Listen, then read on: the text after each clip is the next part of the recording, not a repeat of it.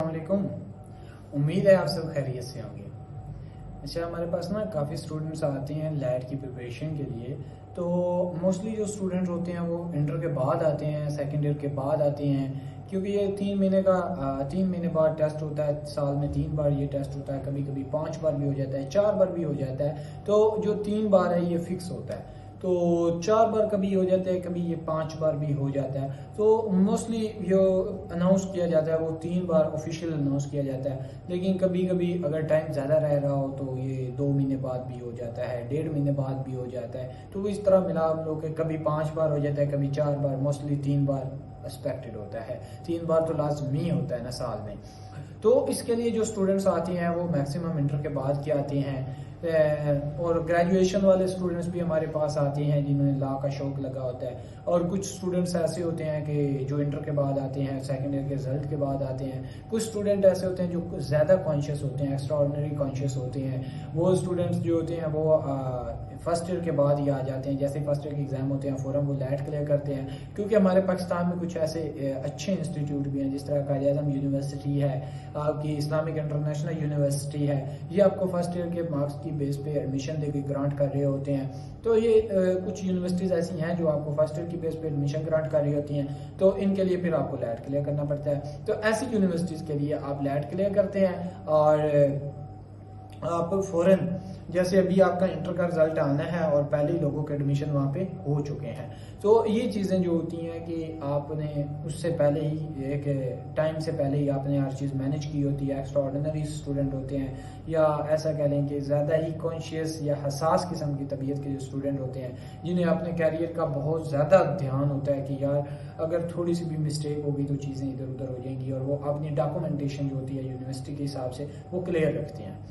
अच्छा, mostly student जब हमारे पास आते हैं लैट की प्रिपरेशन के लिए, तो मोस्टली स्टूडेंट का सिर्फ एक ही क्वेश्चन हमारे पास होता है कि सर हमें ये बता दें, या भाई हमें ये बता दें कि जो हम लॉ करने जा रहे हैं, एक अच्छा वकील बनने के लिए हमारे अंदर क्या खसूसियात होनी चाहिए, एक अच्छा वकील बनने के लिए हमारे अंदर क्या खूबियाँ होनी चाहिए, या एक अच्छा वकील हम कैसे बन सकते हैं। तो मेरे भाई, इसमें आपको किसी भी जगह पे जाने की या कहीं भी जाने की ज़रूरत नहीं है। आप अपने दिमाग से सोचें, अपने दिल से पूछें, क्या आप में ये 3 खूबियाँ हैं? सिर्फ और सिर्फ 3 खूबियाँ अगर आपके अंदर हैं तो आप एक अच्छे एडवोकेट हैं। अगर आपके अंदर ये 3 खूबियाँ हैं, आप एक अच्छे वकील हैं। अगर ये आपके अंदर 3 खूबियाँ हैं तो आप अवाम के एक अच्छे नुमाइंदे हैं। अगर आपके अंदर ये 3 खूबियां हैं, आप अपने क्लाइंट को अच्छी तरह से सेटिस्फाई कर सकते हैं, अपने क्लाइंट का दिल जीत सकते हैं। ये 3 खूबियां हैं। कौन सी खूबियां? नंबर 1, आपका नेटवर्किंग होनी चाहिए। ठीक है, आपका ज्यादा से ज्यादा लोगों के साथ मेल जोल होना चाहिए, ज्यादा से ज्यादा आपका रिलेशन होना चाहिए। जितने ज्यादा रिलेशन बनाएंगे उतने ज्यादा आपके क्लाइंट भी आएंगे, उतने ज्यादा आपके काम निकलेंगे, और आप उतना ज्यादा सक्सेसफुल लॉयर बनेंगे, उतनी ज्यादा आपकी अप्रोच बनेगी, आपका नाम बनेगा, आपका टाइटल होगा। ठीक है, आपकी नेटवर्किंग होनी चाहिए। अब नेटवर्किंग कैसे होगी? सपोज आपका अगर कोई बंदा, अगर आपके व्हाट्सएप स्टेटस कोई देख लें, अगर आपके 500 से 1000 स्टेटस कोई बंदा देख रहा है, तो समझिए आपका नेटवर्क स्ट्रांग है। इसी तरह सेम अगर आप मोहल्ले में हैं और मोहल्ले की मस्जिद में आप नमाज पढ़ने जा रहे हैं, आप मस्जिद में जाते हैं, रास्ते में आते जाते ही आपको 10-12 बंदे सलाम कर देते हैं, तो समझिए आपका नेटवर्क स्ट्रांग है। आप लोगों की नजरों में एक अजीम इंसान है, आप लोगों की नजरों में एक वकील हैं। ठीक है, दूसरी बात ये कि आप एक्टिव होने चाहिए, 24 आवर सर्विस होनी चाहिए। आपको ये नहीं होना कोई सुस्त बंदा, कोई काहिल बंदा जो नींद का आदी है, जो ज्यादा सोता है, वो कभी अच्छा वकील नहीं बन सकता। आपने 24 घंटे काम करना होता है। एक डॉक्टर होता है ना, उसकी ड्यूटी जितनी भी हो, वकील की ड्यूटी डॉक्टर से भी कॉन्शियस होती है।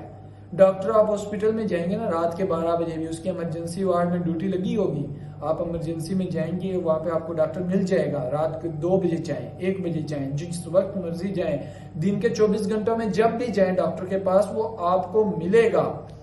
लेकिन जब आप लायर बनेंगे ना, तो आपकी कोर्ट 4 बजे बंद हो जाती है, आपकी कचहरी 5 बजे लास्ट बंद हो जाती है, आखिरी चैम्बर 5 बजे बंद हो जाता है।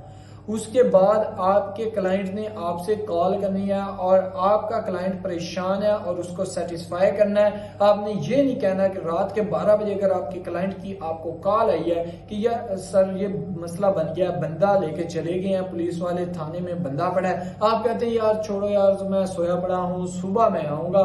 तो इस तरह आप एक अच्छे वकील नहीं हैं।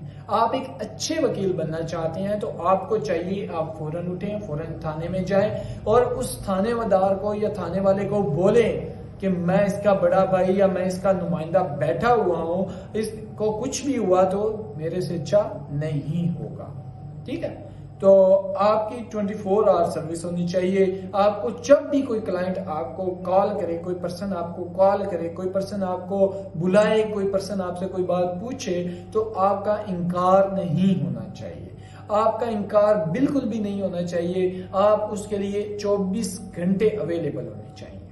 ठीक है, उसके बाद तीसरी खूबी ये है, तीसरी बड़ी खूबी ये है कि आप एक्स्ट्रा ऑर्डिनरी चालाक होने चाहिए। आप एक्स्ट्रा ऑर्डिनरी वाले शातिर दिमाग होने चाहिए। वो 24 घंटे घूमती रहनी चाहिए। अगर आप किसी कमजोर माइंड के बंदे हैं ना, आप डरपोक बंदे हैं कि कोई ऐसी वैसी आपके अंदर खामी है, तो फिर आप एक अच्छे वकील नहीं है। ये जो दुनिया है ना, ये बहुत नाकस है, ये बहुत जालिम दुनिया है। ये आपको कहीं का नहीं छोड़ेगी। जब तक आप इस दुनिया को डंडे से नहीं ना चलाएंगे, ये नहीं चलेगी। ये आपसे प्यार की बात समझेगी ही नहीं, ये प्यार की बात समझती ही नहीं है। ये दुनिया है, ये आपका घर नहीं है, ये आपके दोस्त अहबाब नहीं है, ये दुनिया है। दुनिया डंडे के बिना नहीं चलती। आप चाहे जितने भी ट्रस्टेड हैं, आप चाहे जितने भी अच्छे हैं, लेकिन दुनिया डंडे के बिना नहीं समझेगी। दुनिया आपको फुद्दू समझेगी और वो आपको फुद्दू लगा के निकल जाएगी। इसलिए आपका माइंड हर वक्त गर्दिश में होना चाहिए। 24 घंटे आपने क्लेवर रहना है, आपने शातिर रहना है। हर चीज में, हर एक चीज में आपने एक्स्ट्रा ऑर्डिनरी शातिर रहना है, तभी आप एक अच्छे वकील बन सकते हैं। तो आपको 3 खूबियां बताई हैं। पहली खूबी आपको बताई है आपकी नेटवर्किंग होनी चाहिए, आपका नेटवर्क बिल्कुल स्ट्रांग होना चाहिए।